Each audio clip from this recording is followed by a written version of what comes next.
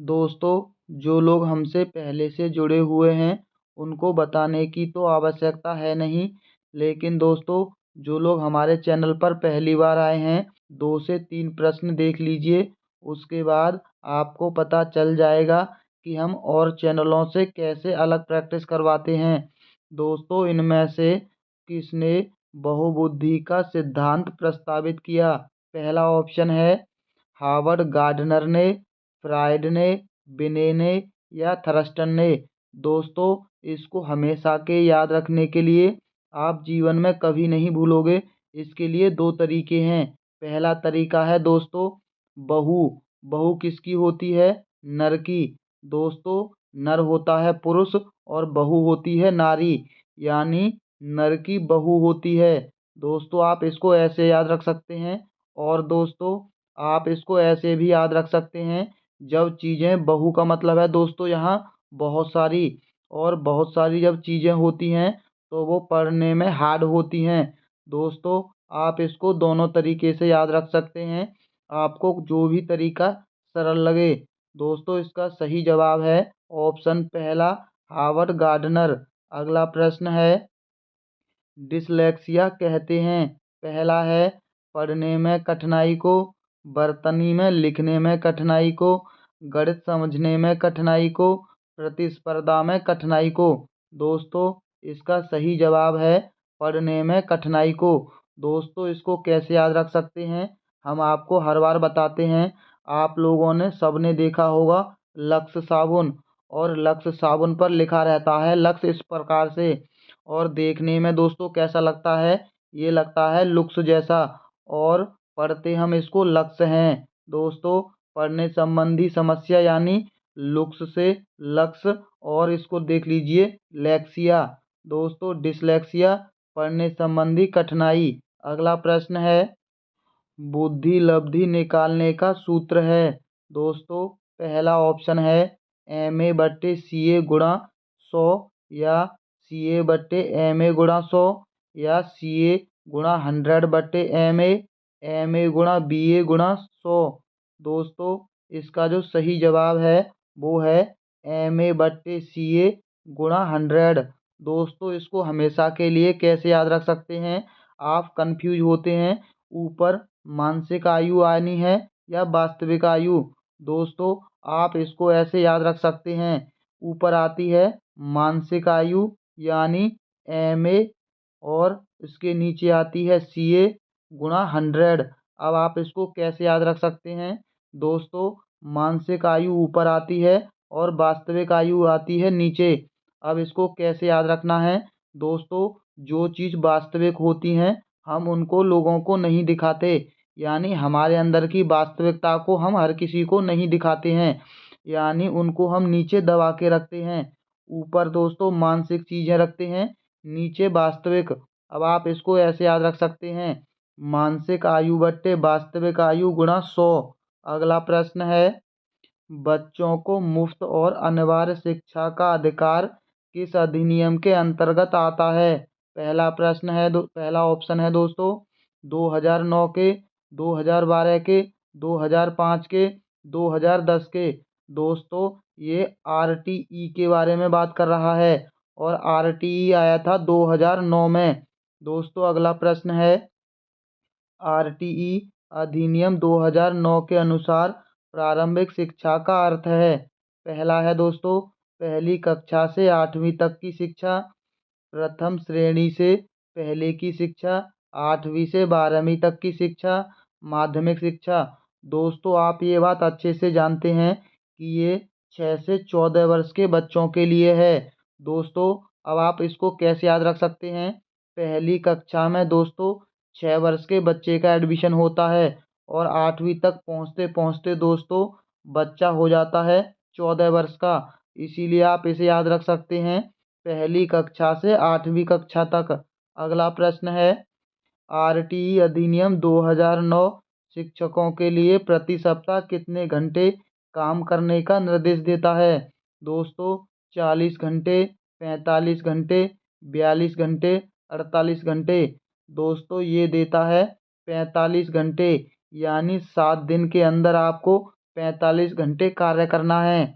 अगला प्रश्न है, जीवन अस्तित्व के संघर्ष और उत्तरजीविता की एक सतत श्रृंखला प्रस्तुत करता है। ये किसके द्वारा कहा गया है? पहला ऑप्शन है दोस्तों डार्विन के द्वारा, दूसरा है जरसैंड के द्वारा, तीसरा है शेफर के द्वारा, चौथा है स्पेंसर के द्वारा। दोस्तों डार्विन का सिद्धांत तो सबने देखा होगा, जहाँ बंदरों का क्रम दे रखा होता है, यानी बंदर कैसे मनुष्य बने, यानी हमारे अस्तित्व के बारे में बताते हैं डार्विन। आप इसको जोड़कर देख सकते हैं। अगला प्रश्न है, निम्नलिखित में से किसने निम्नलिखित में से सीखने की प्रक्रिया में शामिल है? पहला है शारीरिक, मनोवैज्ञानिक, पर्यावरणीय, उपरोक्त सभी। दोस्तों सभी शामिल हैं, शारीरिक, मनोवैज्ञानिक और पर्यावरणीय। अगला प्रश्न है दोस्तों, इनमें से कौन सी वो निकटतम वातावरण है जिसमें व्यक्ति रहता है? पहला है सूक्ष्म प्रणाली, मेसोसिस्टम, एक्सोसिस्टम, कालक्रम। दोस्तों ये है सूक्ष्म प्रणाली। अगला प्रश्न है दोस्तों, आरटी अधिनियम 2009 के अनुसार निम्नलिखित में से किस प्रमाण पत्र के बिना कोई विद्यालय स्थापित नहीं किया जाएगा?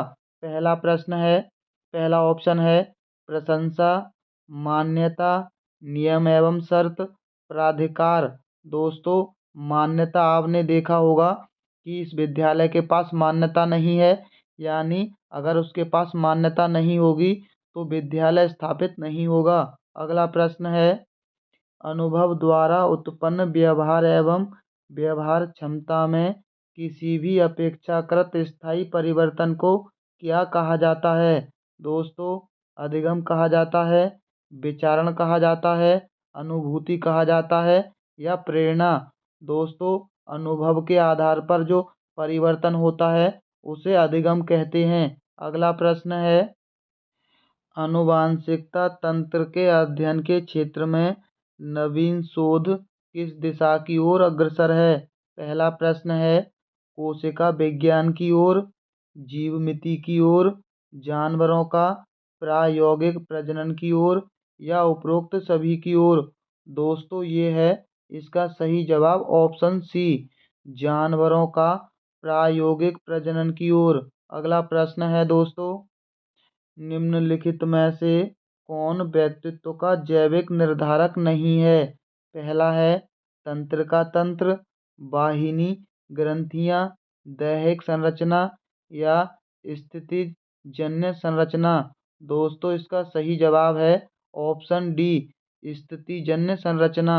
अगला प्रश्न है, निम्नलिखित में से कौन आनुवांशिकता का सामान्य नियम नहीं है? दोस्तों प्रगति, रूपांतरण, प्रतीप गमन जैसे पैदा होता है। दोस्तों इसका सही जवाब है ऑप्शन ए, प्रगति। अगला प्रश्न है, वैज्ञानिक अनुसंधान करने की दिशा में निम्नलिखित में से कौन सा एक कदम नहीं है? पहला है एक समस्या की अवधारणा, दूसरा है शोध निष्कर्ष, तीसरा है आधार सामग्री एकत्र करना, चौथा है गतिशील दृष्टिकोण। दोस्तों गतिशील दृष्टिकोण इसका सही जवाब है। दोस्तों अब तो आपको पता चल गया होगा कि हम फालतू की बातों में बिल्कुल भी समय बर्बाद नहीं करते हैं। तो चलिए दोस्तों, इसके लिए आपका लाइक करना तो बनता है। दोस्तों सबसे पहले आप हमारी वीडियो को लाइक और हमारे चैनल को सब्सक्राइब जरूर कर लेना। तो चलिए चलते हैं अगले प्रश्न पर। परीक्षण की का संदर्भ दो भिन्न अवसरों पर एक ही परीक्षण पर किसी व्यक्ति द्वारा प्राप्त लब्धांकों की संगति से है। पहला है विश्वसनीयता, वैधता, वस्तुनिष्ठता, इनमें से कोई नहीं। दोस्तों इसका सही जवाब ऑप्शन ए है, विश्वसनीयता। दोस्तों वैसे ये तीनों चीज़ें परीक्षण की विशेषता होती हैं। अगला प्रश्न है, शिक्षक को मानसिक रूप से विक्षिप्त लोगों को निर्देश देते समय यह ध्यान रखना चाहिए कि वे, पहला प्रश्न ऑप्शन है परीक्षा उत्तीर्ण करने में सक्षम है, दूसरा अधिगम व्यावसायिक कौशल सीखे। तीसरा, सामान्य बच्चों के साथ प्रतिस्पर्धा करने के लिए कड़ा परिश्रम करे। चौथा है, लगातार प्रतिस्पर्धी खेलों में समय बिताए। दोस्तों, इसका सही जवाब ऑप्शन डी है, लगातार प्रतिस्पर्धी खेलों में समय बिताए। अगला प्रश्न है, पारितोषिक तथा दंड के माध्यम से सीखना है। पहला है प्रशिक्षणात्मक अधिगम, सामाजिक अधिगम, क्रिया प्रसूत अनुबंधन, शास्त्रीय अनुबंधन। दोस्तों, इसका सही जवाब है ऑप्शन सी, क्रिया प्रसूत अनुबंधन। दोस्तों, इसे पुनर्वलन का सिद्धांत भी कहते हैं। दोस्तों, इसे कैसे याद रखा जा सकता है, हम आपको बता देते हैं। दोस्तों, क्रिया प्रसूत अनुबंधन दिया था बीएफ स्किनर ने, यानी बीएफ स्किनर ने। आप इसको दो तरीके से याद रख सकते हैं। पहला तरीका है दोस्तों, बीएफ हमेशा अपनी गर्लफ्रेंड के लिए पुनर्बलन देगा कि वो आगे बढ़े, यानी पुनर्बलन का सिद्धांत। अब दूसरा तरीका है दोस्तों इसको याद रखने का, बीएफ और गर्लफ्रेंड जब भी मिलते हैं कोई न कोई क्रिया जरूर होती है। दोस्तों, आप इसको ऐसे भी याद रख सकते हैं। अगला प्रश्न है, फ्राइड के अनुसार व्यक्तित्व के प्राथमिक संरचनात्मक तत्व हैं। पहला प्रश्न है चेतन, अवचेतन, अचेतन। दूसरा है इदम, अहम, पराअहम। तीसरा है आनंद के सिद्धांत। चौथा है रक्षात्मक। दोस्तों, इसका सही जवाब ऑप्शन बी है, इदम, अहम और पराअहम। ये व्यक्तित्व के प्राथमिक संरचना फ्राइड के अनुसार दी गई थी। अगला प्रश्न है दोस्तों, फ्राइड के अनुसार व्यक्तित्व के प्राथमिक संरचनात्मक तत्व हैं। पहला है चेतन, अवचेतन, अचेतन। दूसरा है इदम, अहम, परमअहम। तीसरा है आनंद के सिद्धांत। चौथा है रक्षात्मक प्रतिक्रिया। दोस्तों, इसका सही जवाब है ऑप्शन बी, इदम, अहम और पराअहम।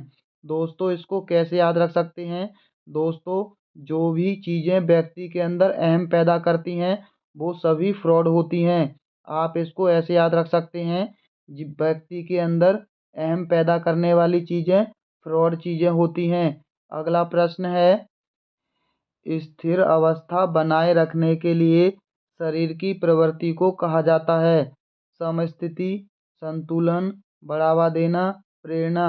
दोस्तों, इसे कहा जाता है समस्थिति। अगला प्रश्न है, सीता एक डे केयर सेंटर में काम करती है, वेतन कम है और काम के घंटे लंबे हैं, लेकिन वह बच्चों के आसपास रहना पसंद करती है और उच्च वेतन वाली नौकरी की तलाश करने की कोई इच्छा नहीं रखती। सीता की प्रेरणा किस प्रकार की लगती है। दोस्तों, एक चीज़ समझ लीजिए, आप जीवन में कभी नहीं भूलोगे।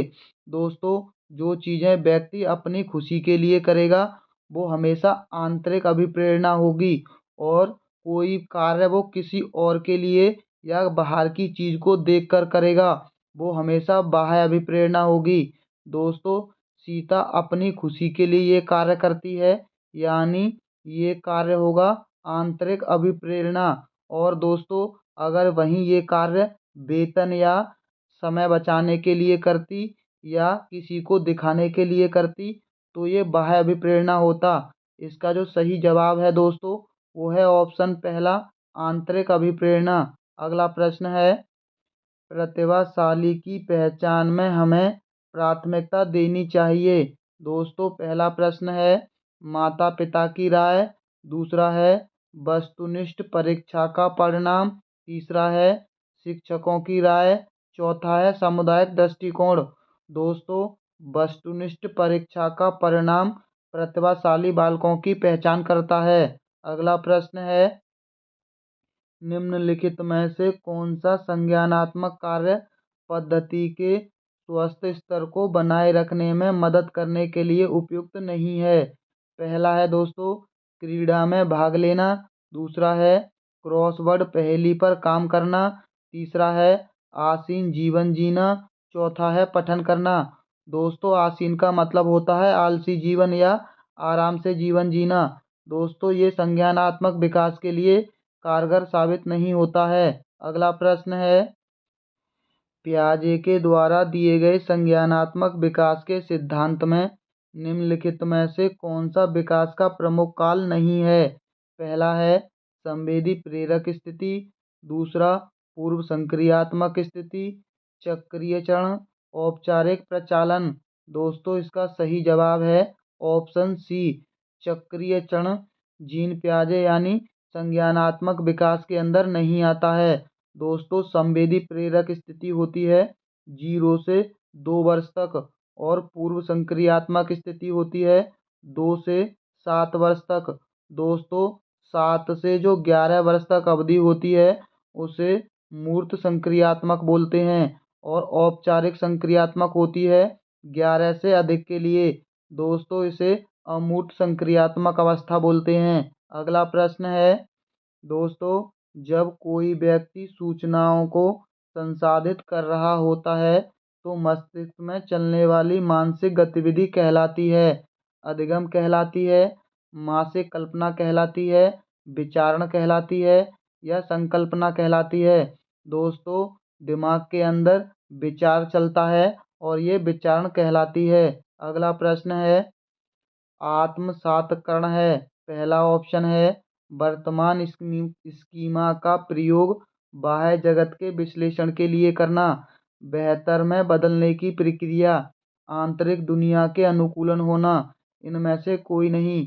दोस्तों इसका सही जवाब ऑप्शन ए है, वर्तमान स्कीमा का प्रयोग बाह्य जगत के विश्लेषण के लिए करना। अगला प्रश्न है, शिक्षा के 3 प्रमुख आधार हैं। दोस्तों शिक्षक, छात्र और पाठ्यक्रम। दूसरा है सिद्धांत शिक्षक और क्षेत्र उद्देश्य।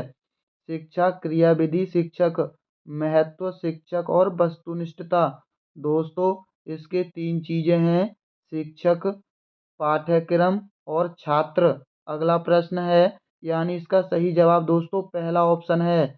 अगला प्रश्न है, व्यक्ति को चिन्हों की एक श्रृंखला दिखाई जाती है और उसे एक कहानी बनाने के लिए कहा जाता है। यह प्रक्षेपी तकनीक में प्रयुक्त किया जा सकता है। पहला है दोस्तों कथानक संप्रत्य परीक्षण के द्वारा, भूमिका निर्वाह के द्वारा, रोकी के द्वारा, या नाटकीय प्रस्तुति के द्वारा। दोस्तों इसे प्रस्तुत किया जा सकता है कथानक संप्रत्य परीक्षण के द्वारा। अगला प्रश्न है, निम्नलिखित में से कौन सी व्यक्तित्व का आकलन करने के लिए एक व्यक्तिगत विधि नहीं है? पहला है व्यक्तिगत इतिहास, दूसरा साक्षात्कार तकनीक, तीसरा वस्तु सूची तकनीक, चौथा निर्धारण मापनी। दोस्तों साक्षात्कार का मतलब होता है इंटरव्यू। इसका सही जवाब है ऑप्शन डी, निर्धारक मापनी इसकी विधि नहीं है। अगला प्रश्न है, निम्नलिखित में से कौन सा मानसिक मंदता के वर्गीकरण के अंतर्गत नहीं आता है? दोस्तों मानसिक मंदता को आप कह सकते हैं विकलांगता। पहला है हल्की मंदता, मध्य मंदता, गंभीर मंदता, तीव्र मंदता। दोस्तों मानसिक मंदता के अंतर्गत तीव्र मंदता नहीं आता है। दोस्तों आपको हमारी वीडियो कैसी लगी हमें कमेंट बॉक्स में ज़रूर बताना। और दोस्तों जिन लोगों को ऐसे ही बिना टाइम वेस्ट की अच्छी प्रैक्टिस करनी है वो भी ट्रिक के साथ, तो आप हमारी वीडियो को लाइक और हमारे चैनल को सब्सक्राइब करना मत भूलना। तो चलिए दोस्तों वीडियो को लाइक और चैनल को सब्सक्राइब कर लीजिए और बेल आइकन को दबा लीजिए, क्योंकि जैसे ही हम अगली वीडियो अपलोड करेंगे आपको नोटिफिकेशन आ जाएगा। तो चलिए दोस्तों मिलते हैं अगली वीडियो में। वीडियो देखने के लिए बहुत बहुत धन्यवाद।